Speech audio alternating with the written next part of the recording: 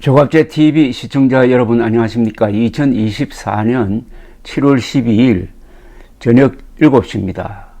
워싱턴에서 열렸던 나토 정상회담에 윤석열 대통령이 참가한 것을 계기로 해가지고 한국과 미국이 동맹관계를 기존 재래식 군사력 중심에서 핵 전력을 기반으로 격상하면서 미국의 핵 자산에 한반도 임무를 전시는 물론 평시에도 배정해 두기로 했다고 발표했습니다. 이게 큰 성과인데 이 국방 용어가 이렇게 좀 딱딱합니다.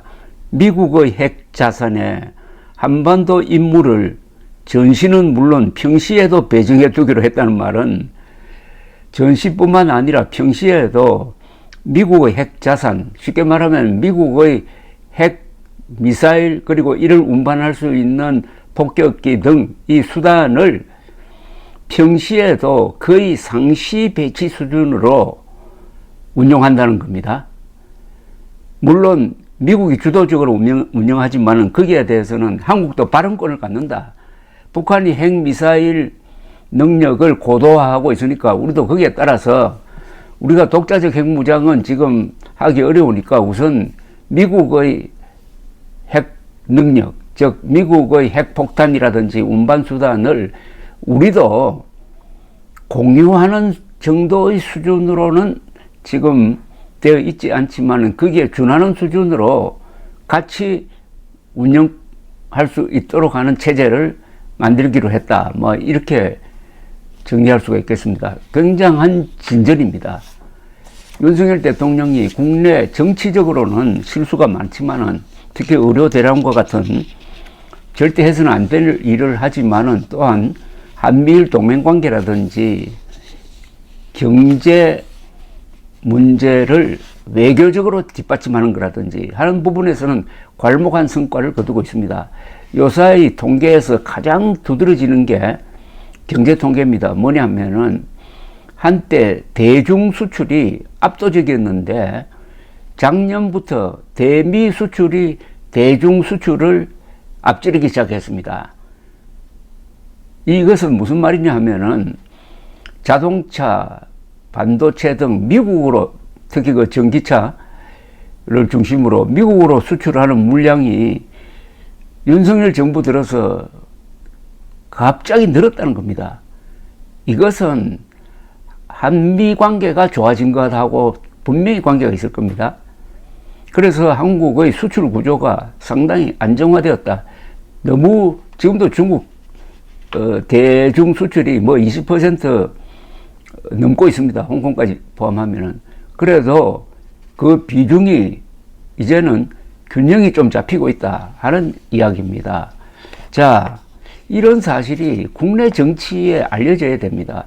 윤석열 정부가 답답한 것은 잘한 일을 해놓고도 이걸 쉽게 풀이해가지고 국민들에게 알리지를 못하고 있는 겁니다. 자, 오늘 발표된 윤석열 대통령 지지율은 25%밖에 안 됩니다. 사실은 이게 윤석열 대통령에게 억울합니다. 그걸 전제로 하고 지금 국민의힘 전당대회 당대표 선거가 폭로전으로 가고 있습니다. 완전히 이거는 자폭입니다. 자폭. 특히 김건희, 한동훈 두 사람에게 불리한 정보가 난무하고 있습니다. 이래 되면 큰 사고를 치는 게 아닌가 생각되기도 할 정도입니다. 빈대잡으려다가 초가 잠깐 태워도 시원하다고 생각하는 사람들이 있는 모양입니다. 김건희 여사가 총선 당시 한동훈 후보에게 보냈다는 문자 메시지에 댓글팀이 언급되고 장예찬 전 국민의힘 최고위원은 한동훈 법무장관 시절의 댓글팀 운영 의혹을 제기를 했습니다. 야당은 가만히 앉아가지고 호재를 잡아놓으니까 김 여사와 한 전 위원장의 댓글팀 의혹을 모두 수사해야 한다고 주장하기에 이르렀습니다. 이게 자폭 전당대회가 되고 있습니다. 김 여사는 지난 1월 23일 한동훈 후보에게 보낸 네 번째 문자 메시지에서 제가 댓글팀을 활용하여 위원장님과 주변에 대한 비방을 시킨다는 이야기를 들었다. 너무도 놀랍고 참담했다고 했습니다. 이 문자를 메시지를 보면은 댓글팀이 어딘가는 있는 것 같이 그런 느낌을 주는 겁니다. 이준석 개혁신당 의원은 오늘 CBS 라디오 김현정은 뉴스쇼 인터뷰에서 국민의힘 대표 시절 댓글팀의 존재를 알았느냐는 질문에 당에서는 전혀 운영한 바가 없다면서도 다만 대선 후보 측에서 여론 조성팀 같은 걸 돌렸을지는 모르는 일이라고 말했습니다. 이어서 몇 군데 의심 가는 정황들이 있긴 했지만 그때는 선거 캠페인 하느라 정신이 없었다고 했습니다.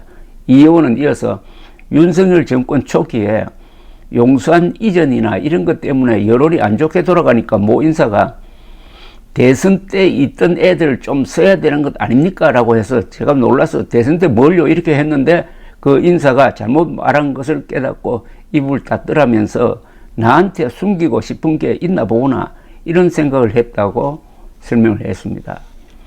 이준석 의원은 또 김건희 여사가 운영하는 댓글팀이 있다는 이야기도 들었느냐는 질문에 김 여사가 평론가들과 굉장히 자주 교류한다는 이야기는 들어왔다면서 유튜브 관리 같은 것은 익히 알고 있었는데 댓글을 다는 부대가 있다는 것까지는 확인을 못했다고 했습니다. 한동훈 후보 댓글팀 의혹은 윤석열 대통령과 특히 가까운 장예찬 전 국민의힘 청년 최고위원이 제기했습니다. 그는 지난 11일 SNS를 통해서 폭로를 했어요.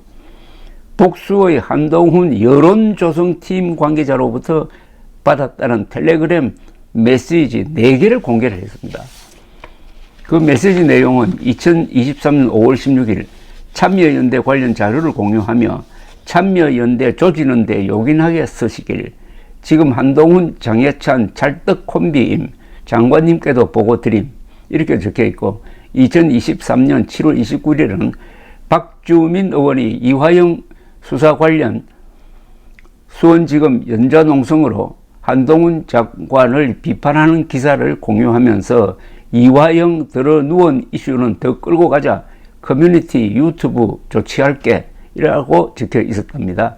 그리고 2023년 11월 6일에는 한동훈은 현재 전국 지명도와 참신성을 갖춘 주요 자원 특정 지역구보다 비례 10번 정도에서 전국 선거를 누비게 해줘야 선거 전략상 최대한 활용하는 것 이것 좀 자연스럽게 띄워줘 등으로 그 메시지 내용이 파악된다고 했습니다. 장예찬 씨는 SBS 라디오 김태현의 정치쇼 인터뷰에서는 법무부 장관의 업무 수행 범위를 넘어서는 커뮤니티나 유튜브에 여론을 조성하는 팀이 있다더라며 들은 것이 아니라 그 팀이 직접 저에게 많은 요청을 하고 제가 동반적으로 수행을 해왔기 때문에 말씀드리는 것이라고 했습니다. 그게 참여했다는 뜻으로 들립니다. 그는 항상 기민하게 법적 대응을 했던 한동훈 후보가 그 캠프에서 저한테 여론조사팀, 조성팀 폭로 관련해서 고소를 못하고 있다. 메시지를 보낸 측근의 정체가 드러나면 정말 가까운 사람이구나 라고 생각할 수밖에 없기 때문에 저에게 법적 대응을 못한다고 생각한다고 했습니다.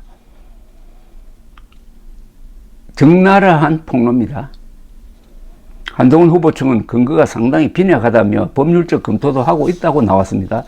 정광재 대변인은 MBC 김종배의 시선 집중에 출연해가지고 자발적인 팬덤 분들이 콘텐츠를 만들어서 제작 유통하는 것은 문제가 되는 게 아니지 않느냐.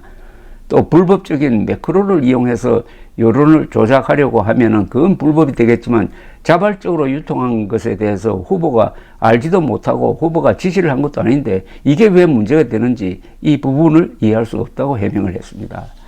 이렇게 되니까 더불어민주당 고민정 최고위원은 한 후보 의혹과 관련해 가지고 한 전 장관은 이에 대해서 제가 알지 못한다고 대응했지만 그렇게 넘어갈 수 있는 수준은 아닌 것으로 보인다.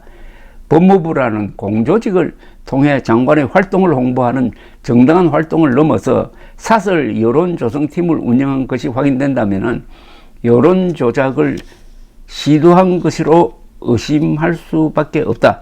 김건희 여사 의혹에 대해서도 각종 논란과 의혹이 꼬리를 물고 있는 김 여사의 입에서 나온 말이기 때문에 댓글팀이 없었다는 것인지 댓글팀은 있는데 비방 행위를 한 것은 아니라는 것인지 분명하게 밝혀야 한다. 국정원 댓글 공작을 연상시키는 김 여사와 한 전 장관 발 댓글팀 논란의 구체성이 더해졌고 사실이라면 현행법 위반의 범죄 행위인 만큼 그 실체를 분명하게 규명해야 한다고 했습니다.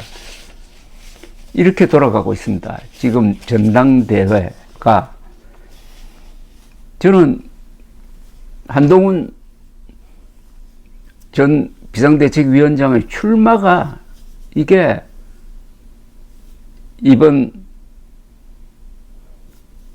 국민의힘 전당대회를 이렇게 혼탁하게 만든 제1원인이라고 생각합니다.